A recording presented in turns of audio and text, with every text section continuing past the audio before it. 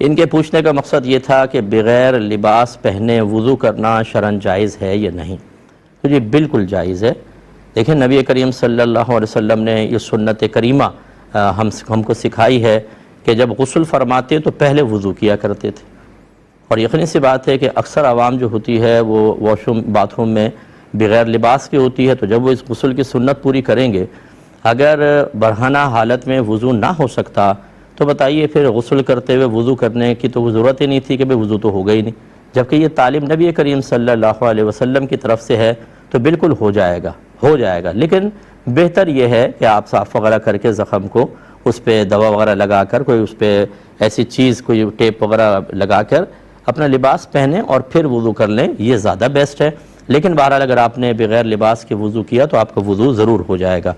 یہ بھائی کہ جب انسان حالت جنابت میں ہوتا ہے تو کلی کیے بغیر ذکر الہی کرنا مکروہ ہوتا ہے، لیکن یہ ایسا مکروہ نہیں ہے کہ اس میں انسان گناہگار ہو، بہتر ہے کہ کلی کر لی جائے۔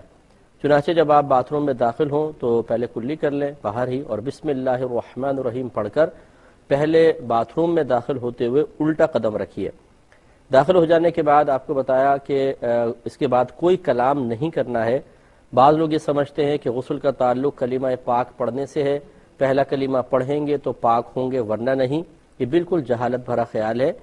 باتھ روم میں جانے کے بعد اگر کپڑے پہنے ہوئے ہیں تب بھی ذکر الہی ممنوع ہے، کیونکہ وہ مقام مناسب نہیں ہے، اور کپڑے اتارے ہوئے ہوں تو دو قباحتیں ہو گئیں، ایک تو مقام غیر مناسب ہے ذکر الہی کے لیے، اور دوسرا ستر کھلے ہونے کی حالت میں کلام بلا ضرورت کرنا مکروہ ہوتا ہے۔ تو واش روم میں داخل ہونے کے بعد پھر کوئی ذکر نہیں کریں گے۔ کپڑے اتارنے کے بعد آپ کو بتایا تھا کہ احتیاط کریں کہ کعبۃ اللہ کی طرف نہ رخ ہو نہ پیٹھ ہو، یہی مستحب افضل ہے۔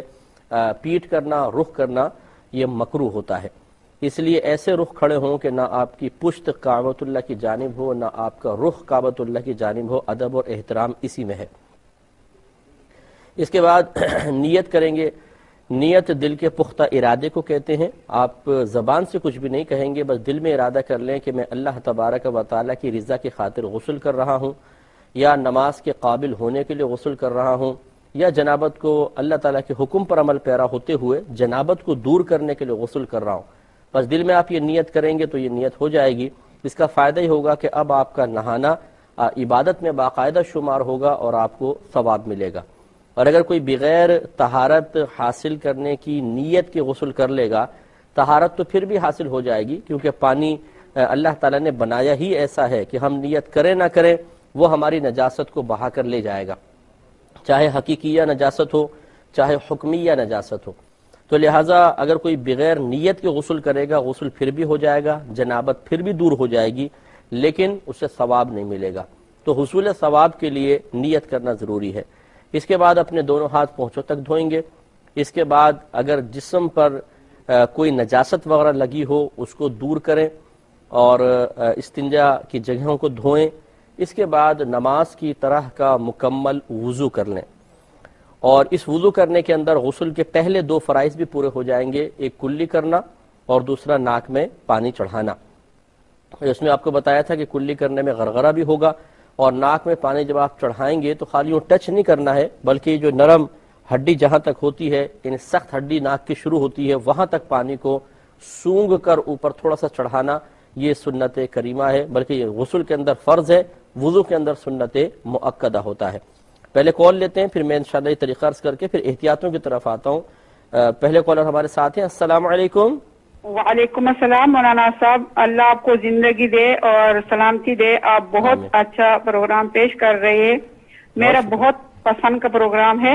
میں نے یہ پوچھنا تھا کہ مطلب ہے کہ جب نماز چکی ہے اور اس میں سجدہ پہلے اور نک بعد میں لگا ہے، تو اب اس کا میں کیا کروں؟ مطلب ہے کہ کوئی کفارہ وغیرہ کچھ ہے؟ تھوڑا سمجھ میں نہیں آیا، ایک دفعہ دوبارہ کہیے گا تھوڑا سا۔ مطلب ہے کہ جو نمازیں میں نے پڑھی ہے نا، تو ہاں اس میں کوئی کمی رہ جاتی ہے نا۔ اچھا، تو مطلب ہے کہ کچھ عرصہ پہلے یعنی سجدے میں پہلے ماتھا لگا ہے نا، سجدے میں یہ ہوتا ہے کہ پہلے ناک لگاتے ہیں اور سجدے کی جگہ اور پھر ماتھا لگتا ہے۔